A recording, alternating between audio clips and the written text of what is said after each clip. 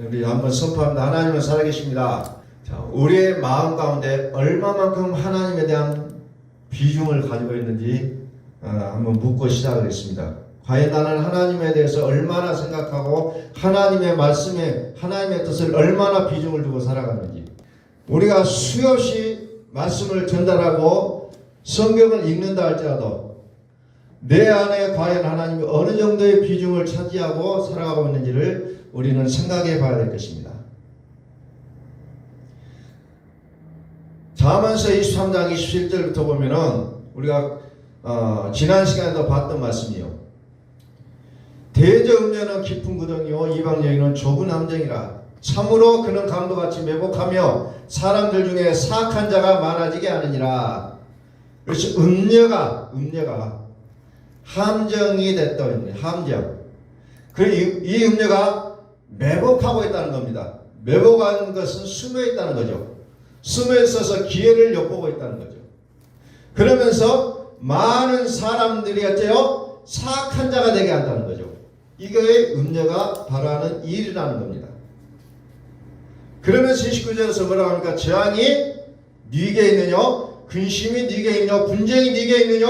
원망이 네게 있느냐? 까닭없는 상처가 네게 있느냐? 붉은 눈이 네게 있느냐?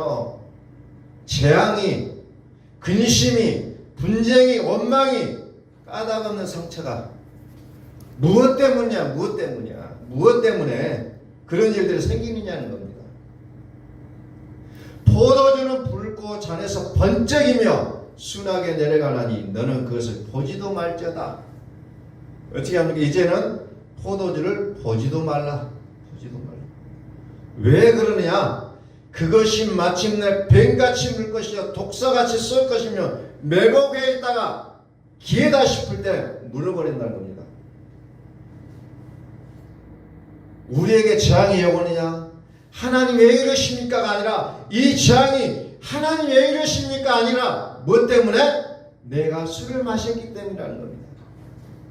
내가 술을 마셨기 때문에, 내가 술을 마셔서 뇌가 정상 작동하지 못하고 내 눈이 바르게 뜨지 못하고 붉게 축열되어 있고 그런 상처가 있기 때문에 내 삶에서 상처가 있게 된다는 것을 성경은 이렇게 말씀하고 있는데 우리는 이것을 얼마만큼 우리의 마음속에 믿고 있는지를 우리는 되돌아볼 수 있기를 소원합니다. 네 눈에는 그래서 뭐가 합니까? 괴이한 것이 보이고 네 마음은 구부러진 말을 하고 말만 해도 삐딱한 말만 한다는 거죠. 상처 입히는 말, 긁어 부스럼을 만드는 말만 하게 되어 있다는 거죠. 그게 뭐 때문에? 술 때문에 했다는 겁니다. 네가 스스로 말하기를 사람이 나를 때려도 나는 아프지 아니하고 나는 나를 상하게 하여도 내게 감각이 없도다. 술 먹은 자의 모습을 그대로 얘기하면서 나는 괜찮다고 얘기하고 있다는 겁니다. 괜찮을 일이 없잖아요. 넘어져서 엎어져서 상처가 났는데 나는 괜찮다고 툴툴 일어나요. 그러나 그의 몸은 멍이 들고 피가 나고 뼈가 부러지는 모습을 하고 있으면서도 나는 괜찮다고 얘기하고 있다는 겁니다. 율법적인 행위를 끊임없이 나를 자랑하며 나는 이만큼 했다. 나는 이만큼. 우리는 매 순간순간마다 내 속에 들포도가 있음을 우리는 알아내야 된다는 겁니다. 담이 허물어지는 것을 감당하고 참지 말고 내 속에 독주가 있으면 그것을 처리해야지. 나는 괜찮습니다.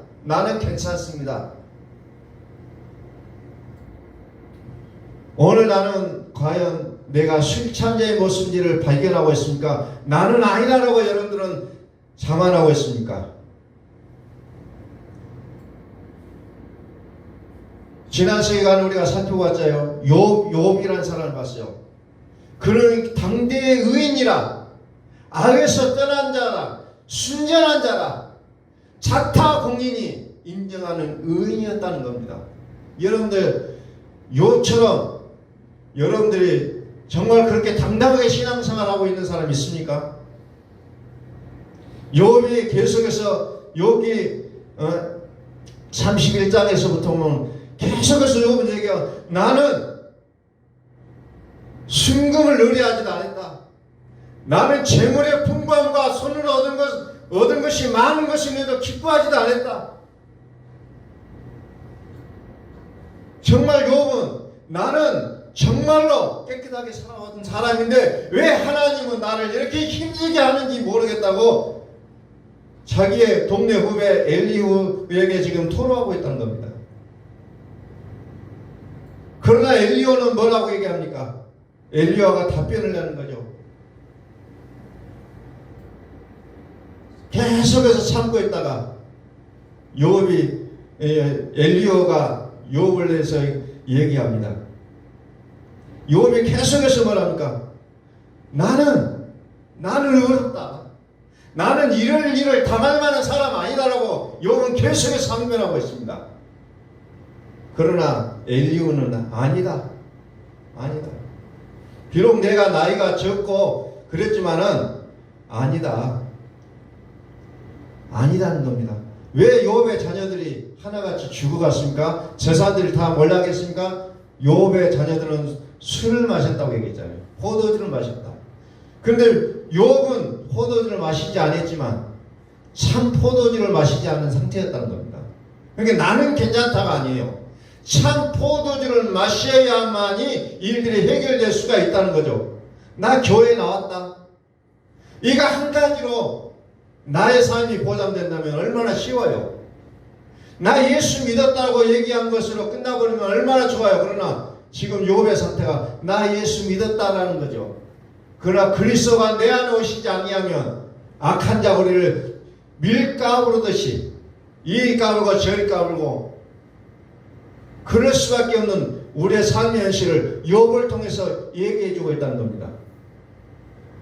하나님의 은혜의 영성은 하나님의 주권의 분량이라겠어요. 내가 교회를 얼마만큼 다니냐, 내가 새벽기도를 얼마만큼 했느냐, 내가 금식기도를 얼마만큼 했느냐, 내가 철학기도를 얼마만큼 했느냐, 내가 귀신을 쫓아내고 병든 자를 치료하고 내가 그런 일을 많이 한 것으로 얘기하는 것이 아니라 하나님의 주권이 얼마만큼 그를 주장하고 있는가가 기독교의 영성이라는 거예요.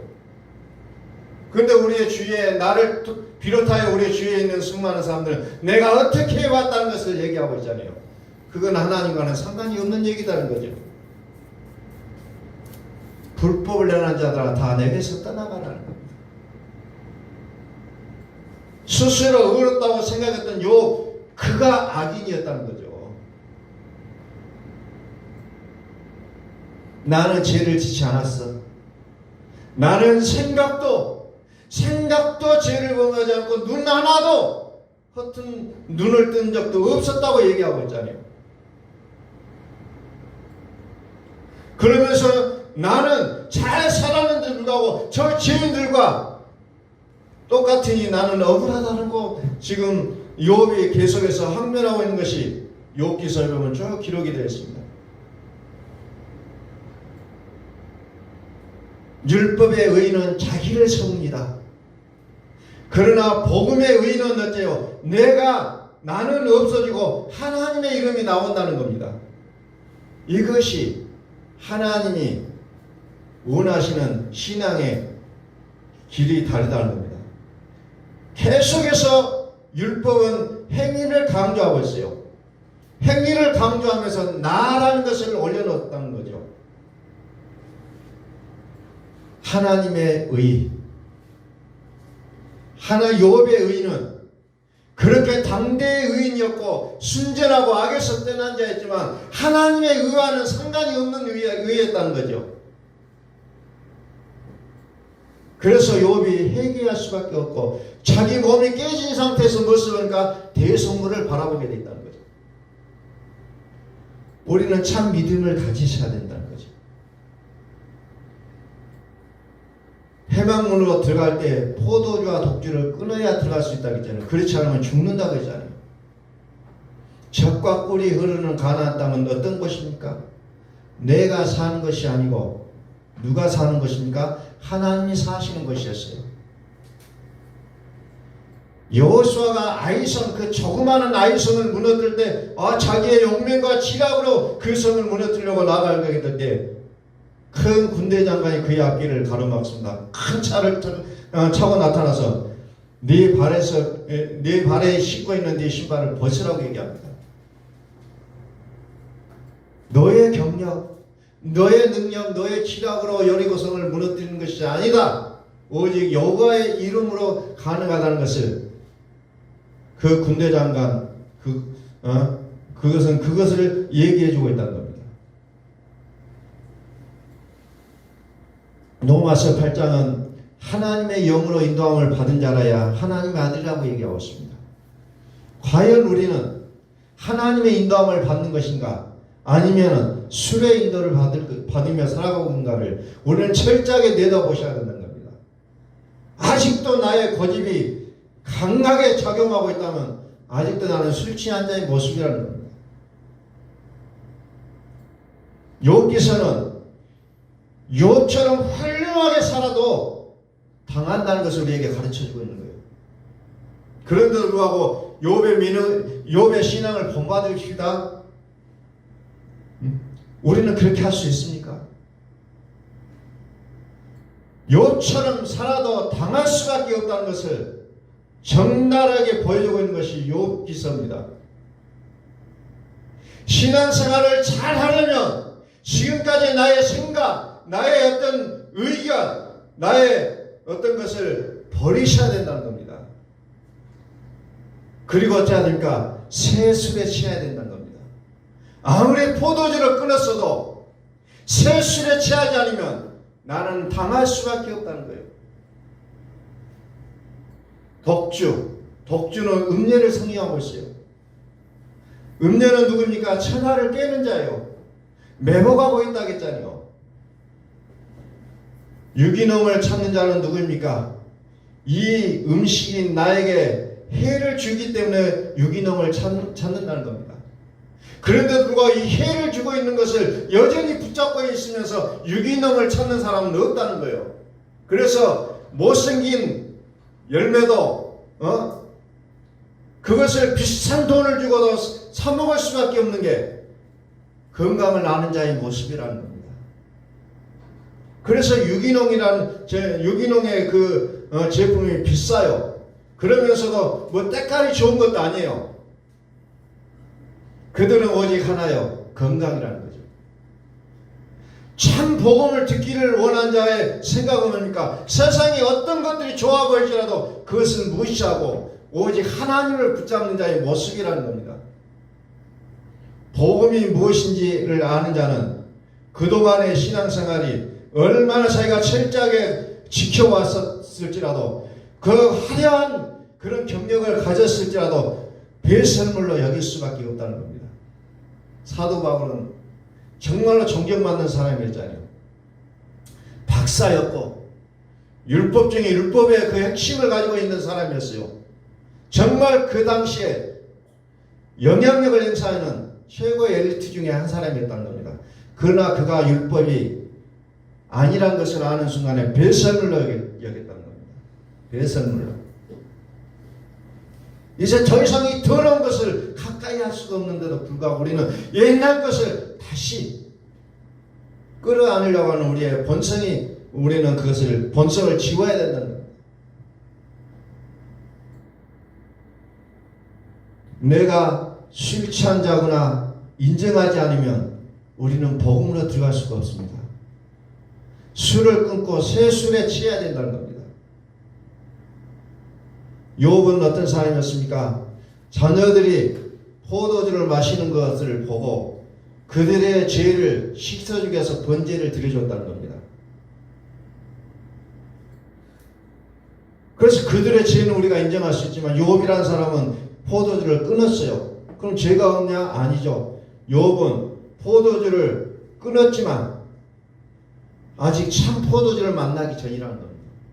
그래서 그의 몸이 완전히 만찬이가 된 상태에서 대속물을 만나게 된 이후에 그의 삶이 변화되는 모습을 우리는 목격했습니다.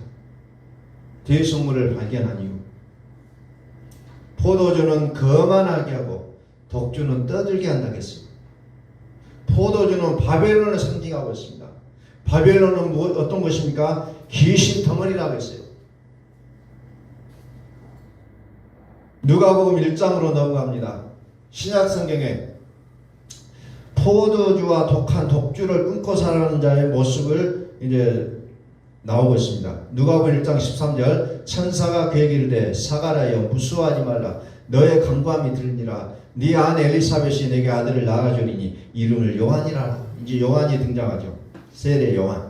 너도 기뻐하고 즐거울 것이요 많은 사람도 그의 태어남을 기뻐하니 이는 그가 주 앞에 큰 자가 되며 포도주나 독한 술을 마시지 아니하며 모태로부터 성령의 충만을 받아 이스라엘 자손을 주 곧 그들의 하나님께로 많이 돌아오게 하겠습니다. 자, 누가복음 1장 31절을 보니까 보라 네가 잉태하여 아들을 낳으니 그 이름을 예수라 하라. 예수라. 요한은 아직 참 포도주를 마시지 못합니다. 요과 같은 상태예요. 포도주를 끊는 상태에서 참 포도주가 오는 겁니다. 그래서 요한은 포도주를 끊고 있습니다. 그래서 요한은 메시아를 기다리고 있었다고 얘기합니다. 그래서 그는 석청 꿀을 먹고 살아왔다고 했죠. 메뚜기야 석청 돌에서 나온 꿀을 먹고 살아온 모습으로 그려지고 있잖아요. 철저하게 금식하고 철저하게 어찌 보면은 율법의 마지막 종착역에 마침표를 찍는 요한의 모습을 그려내고 있습니다. 그러면서 예수님께서 말하기를 저는 선지자 중에 가장 큰 자라. 그러나 천국에서 가장 작은 자보다도 더 작은 자라고 얘기하고 있어요. 그러니까 요한은 율법으로는 위대한 사람이었지만 복음 안에서는 우리보다 못한 사람이었던 더 좋은 믿음을 봐야 된다는 겁니다. 더 좋은 믿음. 그래서 요한복음 2장에도 뭐가 나옵니까? 요한복음 2장에도 포도주가 나오죠. 가나 혼인잔치. 예수 거기에 보니까 가나 혼인잔치. 예수와 그 제자들도 혼례의 청함을 받았더니 포도주가 떨어진 예수의 어머니가 예수님께 뭐라 합니까? 포도주가 없다. 예수님께 뭐라 합니까? 여자여 나와 무슨 상관이 있나이까? 내 때가 아직 이르지 아니하나이다. 그래서 포도주가 떨어졌지만 아직은 참 포도주가 때가 아니라 참 포도주 때가 안 됐다고 얘기합니다. 예수님의 죽으심을 생각하고 있는 겁니다. 참 포도주의 때. 그래서 참 포도주. 욥과 요한은 포도주를 끊는 자였어요. 이 포도주를 끊는 자에게 참 포도주가 임한다는 겁니다. 그래서 성경은 그런 공식들을 분명하게 얘기하고 있는데도 불구하고 우리는 여전히 나의 어떤 것을 끌어안고 그걸 놓지를 못하고 살아가고 있는 우리의 모습을 보게 된다는 겁니다. 예수 그리스도께서 이미 오셔서 우리를 끊게 하실 거예요. 또 구약 성경에 또 대표적으로 나오는 사람 누굽니까? 다니엘이라는 사람이 나오잖아요. 다니엘. 자, 다니엘서 1장을 펴보겠습니다. 다니엘은 아마 우리 중고등학생들에게 설교를 가장 많이 아마 사람들이 할 거예요. 뜻을 정하여 그 부분들을 가장 드러내고 있는데 한번 보겠습니다. 유다왕 여호야김이 다스린 지 3년이 되는 해에 바벨론 왕 느부갓네살이 예루살렘에 이르러 성을 에워쌌더니 주께서 유다왕 여호야김과 하나님의 전 그릇 얼마를 그의 손에 넘기심에 그가 그것을 가지고 신할 땅 자기 신들의 신전에 가져다가 그 신들의 보물창고에 두었더라. 여기 보니까 유다는 누구냐면 택한 하나님의 백성입니다. 택한 하나님의 백성. 근데 바벨론 왕 느부갓네살이 예루살렘 성을 에워쌉니다. 어찌 보면 이것이 우리의 삶과 똑같아요. 우리는 정말 포도주를 끊고 살아가려고 할 때 모든 환경과 모든 것들이 우리를 에워싸고 있는 그 형태를 얘기하고 있어요. 바벨론은 어떤 곳이냐? 바벨론은 예레미야 51장에 보니까 바벨론은 여호와 손에 잡혀있어 온 세계가 취하게 하는 금잔이라.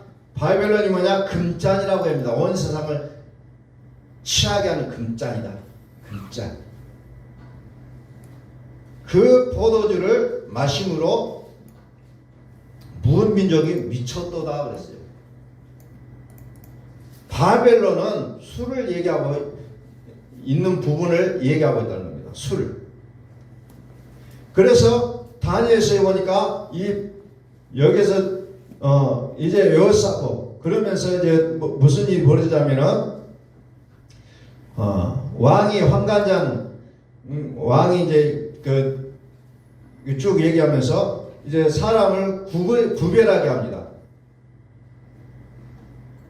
자, 5절 봅니다. 왕이 지정하여 그들에게 왕의 음식과 그가 마시는 포도주에서 날마다 쓸 것을 주어 3년을 기르게 하였으니 그 후에 그들은 왕 앞에 서게 될 것이라. 이제 예루살렘이 함락되고 바벨론 왕이 이제 이스라엘 포로들을 끌고 가서 뭡니까? 어린아이들을 선별해서 이제 그 바벨론 왕이 주게 하는 음식만 먹게 해라고 이제 시키는 장면이 나오는 거죠.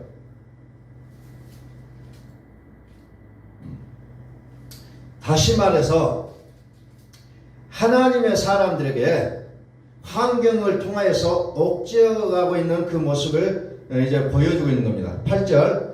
그래서 어떻게 합니까? 왕은 그렇게 명령을 했어요.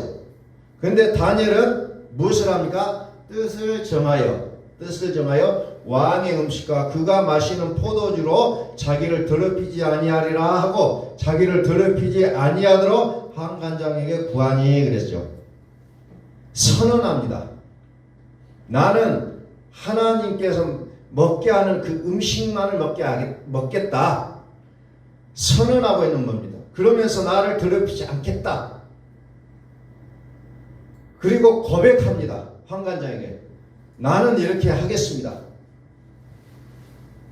우리는 뜻을 정하면은 우리에게 어떤 괴롭힘을 당할 수가 있습니다. 그럼에도 불구하고 우리는 바벨론 금잔을 끊어야 된다는 거죠. 그래서 다니엘은 뜻을 정하여 자신을 괴롭히지 않겠다. 그러면서 9절을 봅니다. 하나님이 다니엘로 하여금 환관장의 은혜와 공의를 얻게 하신지라. 환관장이 다니엘에게 이르되 내가 내 주 왕을 두려워하노라. 그가 너희 먹을 것과 너희 마실 것을 지정하셨거늘 너희 얼굴이 초췌하여 같은 또래의 소년들만 못한 것을 그가 보게 할 것이 무엇이냐. 그렇게 되면 너희 때문에 내 머리가 왕 앞에서 이토록 되리라 하니라. 내가 다니엘 너의 말을 들어주다 보면 내 목이 나갈 것이다. 내 목이 잘릴 것이다. 얘기합니다. 그럼에도 불구하고 다니엘은 걱정하지 않고 말합니다. 환관장이 다니엘과 하나냐와 미사엘과 아사엘을 감독하게 한 자에게 다니엘이 말하되 청하오니 당신의 종들을 열흘 동안 시험하여 채식을 주어 먹게 하고 물을 주어 마시게 한 후에 당신 앞에서 우리의 얼굴과 왕의 얼굴을 먹는 소년들의 얼굴을 비교하여 보아서 당신이 보는 대로 종들에게 행하소서 하며 다니엘은 확신을 가지고 얘기합니다.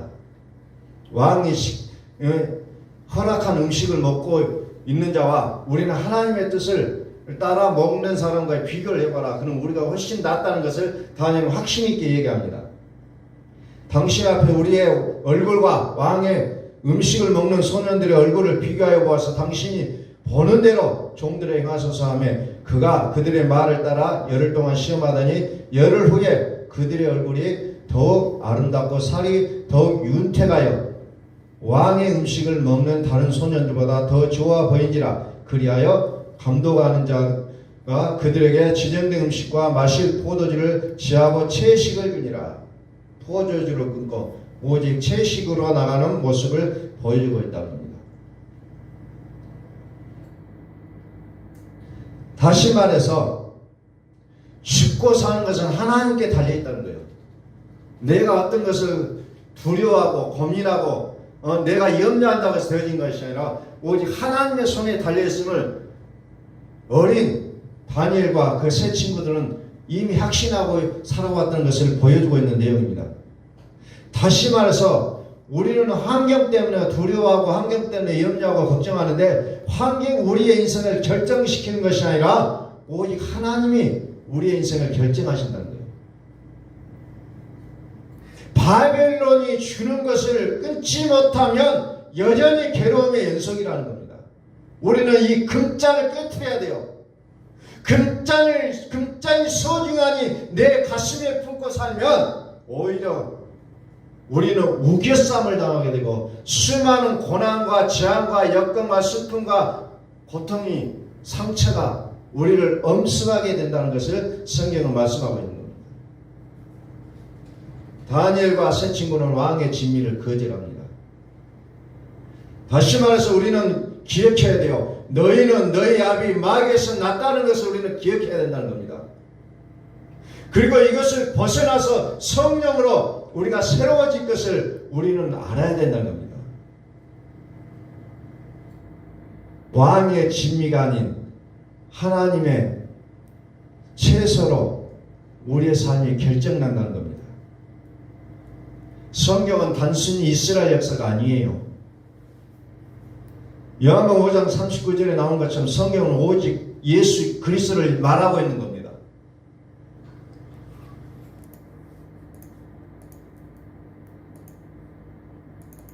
다니엘을 통해서 우리에게 가르치는 건 뭡니까?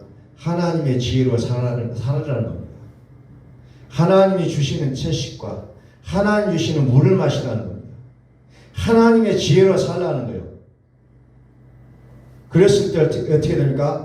바벨론 왕이 다니엘 앞에 무릎을 꿇고 절을 하는 장면이 나와요.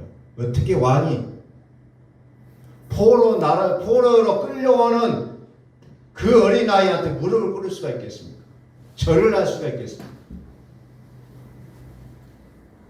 하나님의 뜻에 굴복하지 않는 자에게는 세상이 굴복하고 남방 여왕이 수많은 조공품을 가지고 소돔 앞에 나타난 것처럼 그동안의 환경이 우리를 억제이고 우리를 괴롭게 했을지라도 오직 하나님은 그 환경마저도 우리 앞에 무릎을 꿇게 하신다는 것을 성경은 우리에게 말해주고 있다는 겁니다.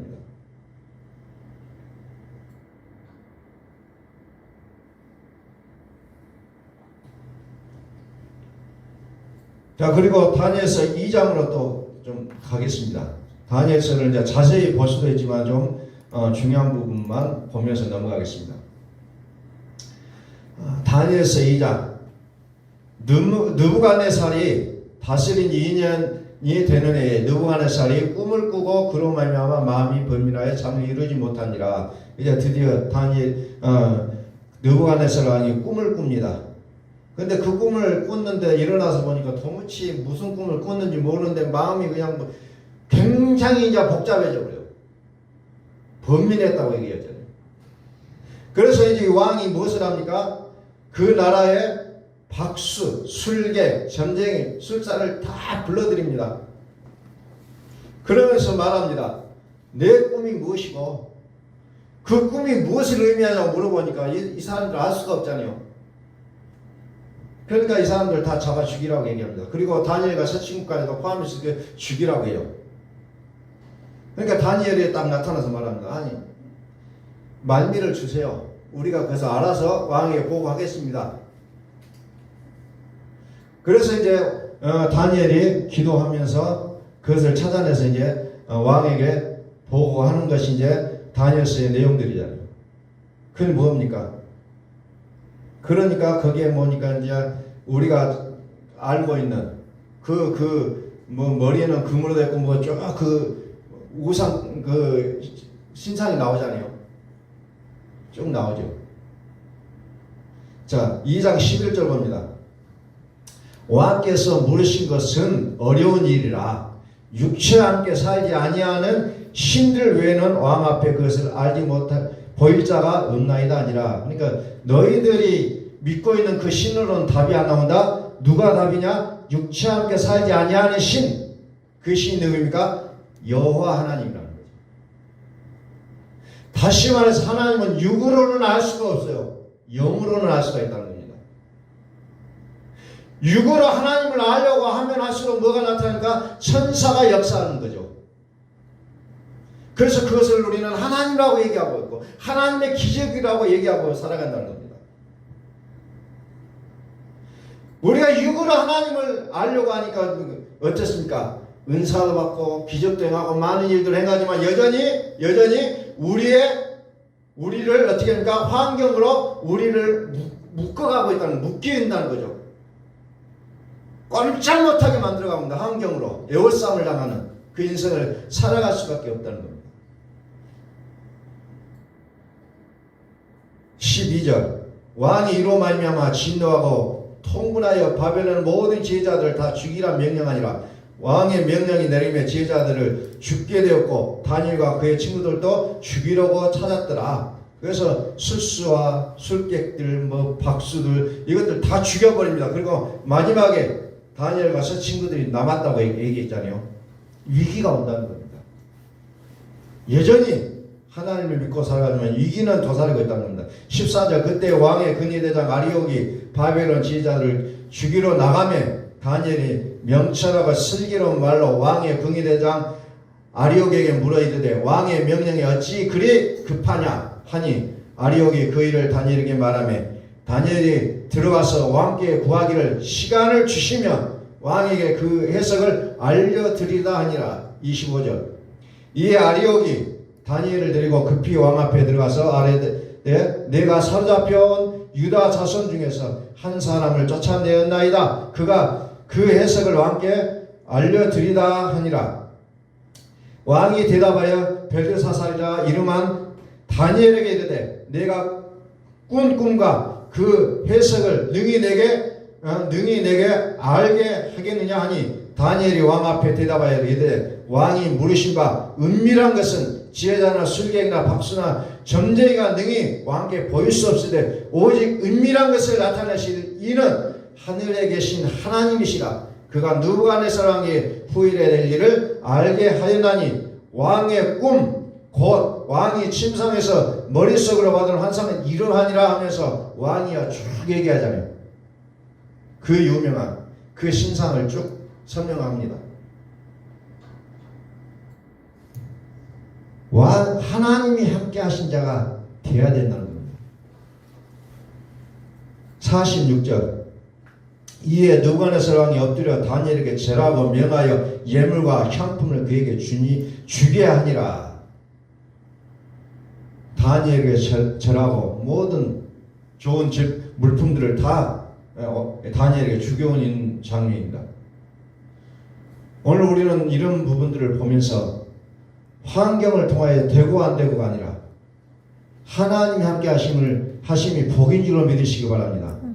하나님이 함께 하시면 된다는 거예요. 그런데도 불구하고 여전히 우리는 환경을 붙잡고 그걸 가지고 붙잡고 애원을 한다는 겁니다. 오늘 우리에게 있어서 가장 문제는 뭡니까? 나의 되고 안 되고가 아니라 내가 술독에 빠져 있는지를 우리는 보셔야 된다는 겁니다. 이거 보지 않으면 절대로 우리는 그 환경에서 벗어날 수가 없어요. 내 속에 독이 많이 있다는 것은 아는 자가 유기농을 선택하고 디톡을 선택하는 것처럼 내가 술독에 빠져 있는 것을 알아채지 못한 자는 절대로 새 포도주를 마실 수가 없다는 겁니다. 이것이 다니엘서를 통해서 우리에게 또 보여주고 있는 내용 중에 하나라는 겁니다. 또 다니엘서 3장으로 연결되고 있어요. 3장 5절 너희는 나팔과 피리와 수금과 사명금과 양금과 생황과 및 모든 악기 소리를 들을 때 엎드려 느부갓네살 왕이 성금 신상에 절하라 하면서 이제 또 다니엘과 서친 게 또 위기가 옵니다. 이 신상에게 절하라. 그렇지 않으면 평소보다 7배나 뜨거운 풀무불 속에 집어넣을 것이라고 얘기합니다. 이런 환경이 그들에게 기다린다고 할지라도 다니엘과 세 친구가 거기에 불응하죠. 우리는 그렇게 할 수 없다. 오직 여호와 하나님만을 경배하겠다고 얘기합니다. 그러니까 어떻게 합니까? 이건 누구의 수식이요? 이제 그런 상황 가운데서 이제 아까 느부갓네살 왕이 다니엘에게 절하고 모든 상품을 제품들을 주고 또 무엇을 합니까? 온 세상을 다스릴 수 있는 그 권리를 줍니다. 그것을 시기했던 많은 신하들 있잖아요. 그들이 이제는 꾀를 내서 이것을 이제 제안을 합니다. 왕에게. 그러니까 왕이 그거 좋지 하고 딱 받아들이고 그것에게 절하지 않으면 다 죽이겠다고 선언하죠. 여전히 하나님을 신실하게 믿는 자에게도 고난이 온다는 겁니다. 그랬을 때 다니엘 가서 친구가 뭐합니까? 그래, 우리는 절대로 그렇게 할 수 없다. 절대로 할 수 없다고 얘기합니다. 그러면서 평소보다 뜨거운 7배나 뜨거운 풀물 속에 들어가잖아요. 죽었습니까? 살았습니까? 살았잖아요. 번개머리가 돼서 돌아왔습니까? 멀쩡하게 돌아왔습니까? 번개머리도 되지 않고 멀쩡하게 살아서 나오죠. 근데 그 속에 누가 있습니까? 손을 잡고 또 같이 도는 천사가 나오잖아요. 오늘 우리는 이런 것들을 보면서 하나님이 살아계십니다라는 것을 우리는 그분 앞에 고백하셔야 된다는 겁니다. 살아주시는 그 믿음을 가져야 된다는 거죠. 술은 끊는 자에게는 어떠한 환경 속에서 평안이 와요. 그렇지 않으면 우리는 그냥 울그락불그락 그냥 이리 뛰고 저리 뛰고 파닥파닥 뛰는 모습으로 보여질 수밖에 없어요. 술을 끊지 않으면. 술독에서 빠져나와야 환경을 인해서 나의 삶이 결정되어진 것이 아니라 어떤 환경 속에서도 하나님이 나에게 공급하시는 그 힘으로 살아갈 수 있게 된다는 것을 성경 우리에게 말씀하고 있다는 겁니다. 그래서 요에서 1장에서는 뭐라고 얘기하냐면 취한 자들아 너희는 깨어 울지어다. 포도주를 마시는 자들아 너희는 울지어다. 이는 단 포도주가 너희 입에서 끊어졌음이니. 그렇습니다. 단 포도주가 끊어졌다는 겁니다. 그래서 포도주를 마시는 자들은 울어야 된다는 것을 얘기하고 있다는 거죠.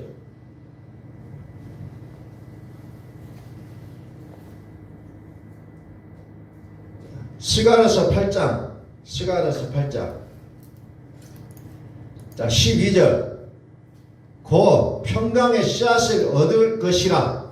포도나무가 열매를 맺으며 땅이 산물을 내며 하늘은 이슬을 내리리니 내가 이 남은 백성으로 이 모든 것을 누리게 하리라.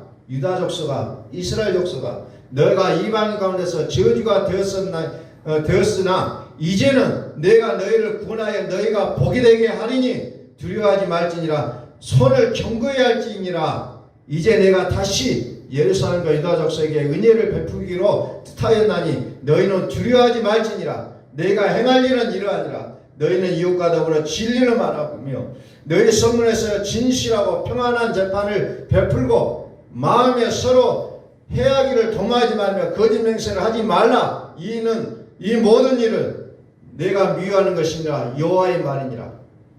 만군의 여호와가 이와 같이 말하노라. 그 날에는 말이 다른 이방 백성 10명 유다 사람 하나의 옷자락을 잡을 것이라. 곧 잡고 말하기를 하나님이 너희와 함께 하심을 들으나니 우리가 너희와 함께 가려 하리라 하시니라. 이제 그동안에는 멸시했던 사람일지라도 하나님의 사람을 이제 열방 사람들 붙잡고 나 좀 살려달라, 나를 가르쳐주라고 붙잡고 애원하는 그때가 온다는 것을 성경은 얘기하고 있다는 겁니다. 지금 현재 내가 좀 외로운 것 같고 힘든 것 같고 그것만 보지 마시고 이제 하나님께서 우리에게 펼쳐질 나의 미래, 나를 향하신 그 비전을 보시라는 거예요. 슈리라는 게 도대체 뭡니까? 바빌론이 화려하게 차려놓은 바빌론이 화려하게 차려놓은 산의 진미의 음식을 얘기하고 있는 거예요. 바벨론에서 우리에게 먹을 것을 주면서 꼬시는 그 꼬임에 넘어가지 말고 오직 이것을 끊어버리고 새 술에 취하라는 겁니다. 새 술에 취하라.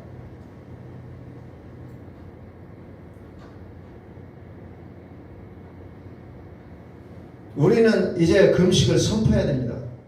금식을 선포해야 돼요. 어떤 미움, 시기, 다툼이 있어도 우리는 그것을 끊어내야 돼요. 그것은 금식을 통해서만 가능한 겁니다. 세상의 것으로 나의 삶을 부여하게 하려고 하면 반드시 우리에게는 그 일들이 벌어질 수밖에 없다는 거예요. 유다 사람 한 사람이 옷자락을 붙잡고 우리를 살려달라, 우리에게 가르쳐주라고 이제 달라드는 사람들이 오게 돼 있다는 겁니다. 그래서 우리는 철저하게 금식을 선포하라는 거예요. 단순하게 음식을 끊는 것이 아니라 바벨론에서 우리에게 화려하게 찾아오는 그 진미, 산의 진미를 끊어내는 것이 금식이라는 거예요. 알맹이 없는 금식, 알맹이 없는 11조 생활, 알맹이 없는 그 지식을 추구하는 것이 아니라 정말 하나님께서 원하시는 그 뜻이 무엇인지를 우리는 아셔야 돼요. 이 마지막 때에.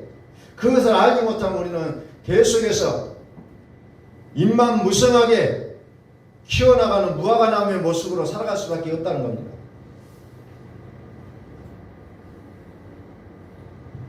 그래서 우리는 새 포도주는 새 부대에 담으라고 하는 것처럼 오늘 우리의 마음을 찢어 회개함으로써 이제 새 포도주를 우리에게 담으셔야 된다는 겁니다. 그래야만 우리가 살아갈 수가 있는 것을 우리는 기억하셔야 된다는 거죠.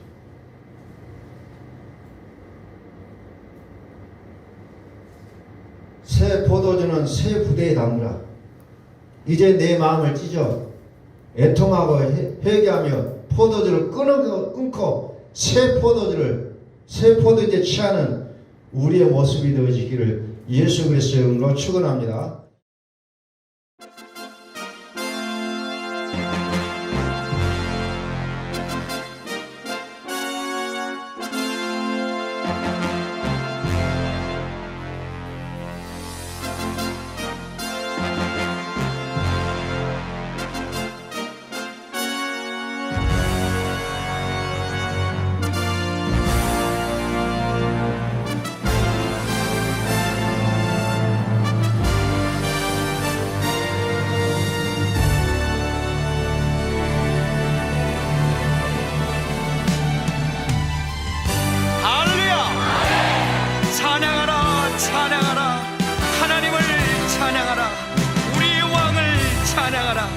하나님은 온 땅의 왕이 되시며 열방을 치리하시니 그 이름을 선포합시다.